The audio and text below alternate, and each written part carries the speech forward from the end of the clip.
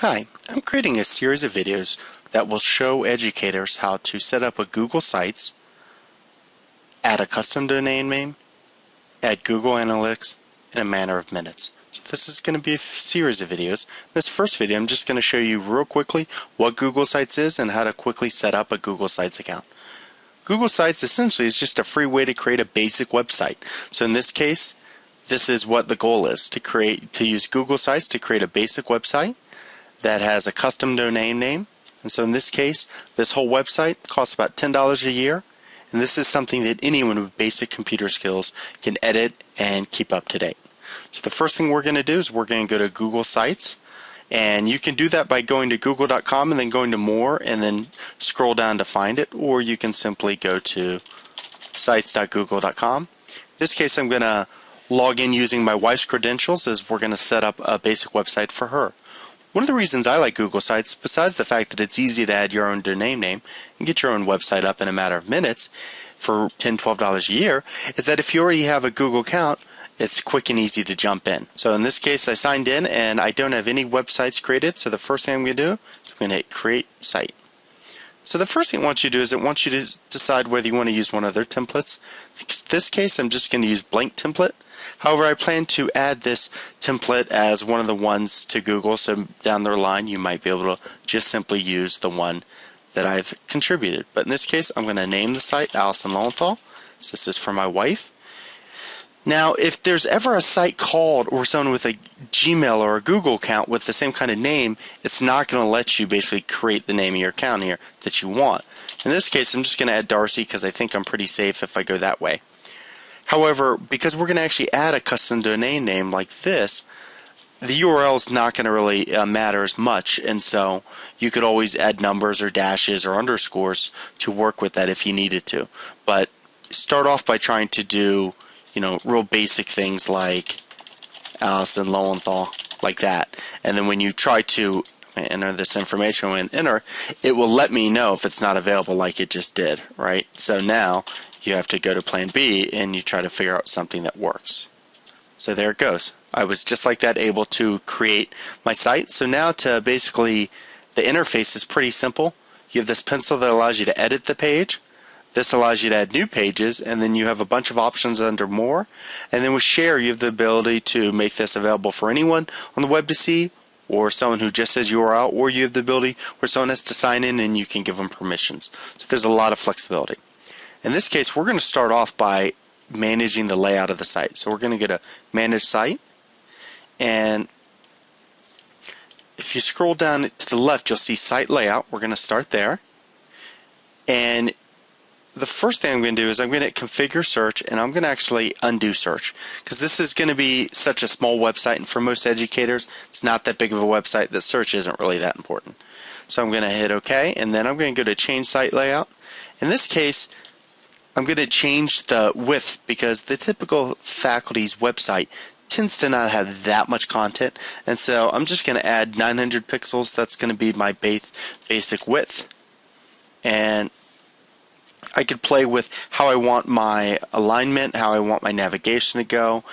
I can change, if I wanted a horizontal navigation bar, I could do that. I could change, do I want a sidebar or not? Right now I'm just going to leave the sidebar. I'm going to leave it to the left. I'm going to leave it at 150 pixels. And I'm going to do a footer. I'm going to leave that as 30 pixels high, and I'm going to hit OK. And then I'm going to scroll down and do colors and fonts. Actually, I'm going to hit save on this page and hit save. So it reminded me, and I'm going to hit colors and fonts now. And so I have a lot of options here. In this case, I can look through some of these on the left, but I'm going to hit custom. I'm just going to add a nice kind of dark rust color. And I could go through here with the page font. I could decide what I want my page font to be. See, if I hit custom, I can start dialing down and deciding what I want my font to be.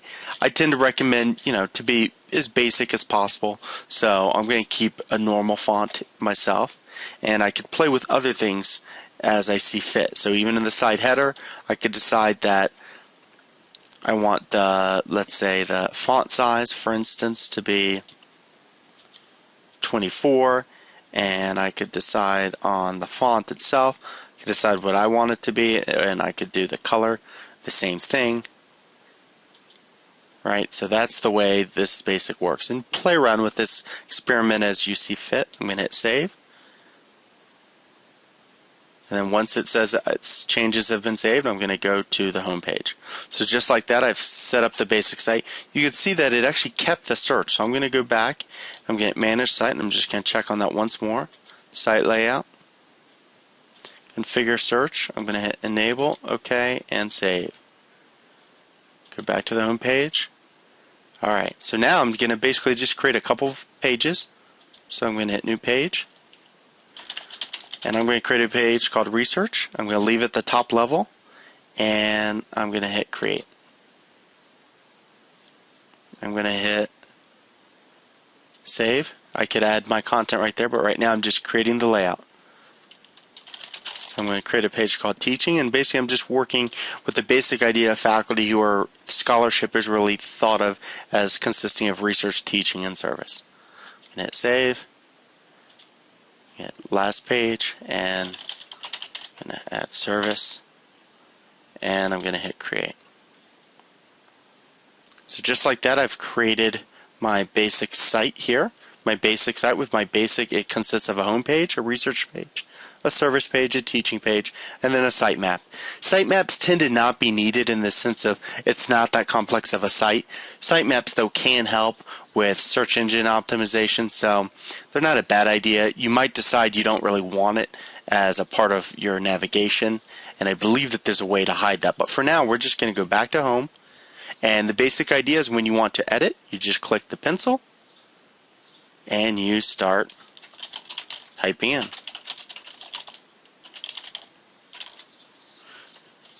And then with this, you basically can highlight and work just like if you've used Google Docs before or anything else. That's basically the way it would work. You can link to things, and so if you click the link, you'll see how that works. And so there's, it's as you become more comfortable with it, it'll start to make sense. It's not that complex. It'll even allow you to do some basic things with HTML, but for the most part, it's a real basic tool, and so it's just meant to add basic content, add some attachments, etc., and move on. So in this case, I'm going to hit save, and I'm going to take a look at edit sidebar. And edit sidebar, I can look at my navigation and edit, and this is where I could decide, do I want to include a link to my sitemap or not. I can look at a number of other options. I can even decide maybe I want teaching to be first. So I could click on that and click up, and I can change the order that way. I can decide to display the navigation title or not, or I could call this what I wanted. So in this case, I'm going to hit OK. I'm going to save. So now that I've shown you the basic options under Edit Sidebar, I'm just going to go ahead and actually remove that sitemap. It'll still exist for search engine, but I don't want it showing up as one of my main navigation, just to keep it simple and clean. So this is my basic site. So just like that, in a few minutes, we got it up and running. In the next couple of videos, we're going to focus on how to add a custom domain name, as well as how to add Google Analytics so you can track the number of users to your site. Thanks.